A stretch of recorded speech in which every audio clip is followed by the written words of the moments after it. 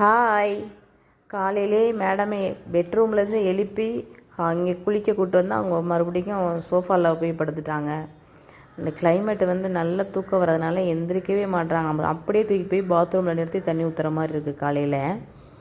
அதுக்கப்புறம் அவங்களுக்கு லன்ச்சு புதினா ரைஸும் சேப்பக்கிழங்கு ஃப்ரையும் பண்ணிவிட்டு, ஸ்நாக்ஸ் பச்சை பயிறு அர்ஜெண்ட்டாக திடீர்னு நான் வேறு ஸ்நாக்ஸ் ரெடி பண்ணியிருந்தேன். எனக்கு பச்சை பயிறு தான் வேணும்னு அடம் பிடிச்சி அன்றைக்கி பச்சை பயிறு எடுத்துகிட்டு போனாங்க. அதுவும் வேக வச்சு தேங்காய் போடாமல் வெறும் சர்க்கரை மட்டும் போட்டேன். எனக்கு தேங்காய் போட்டால் தான் டேஸ்ட் வரும்னு தேங்காய் போட வச்சாங்க.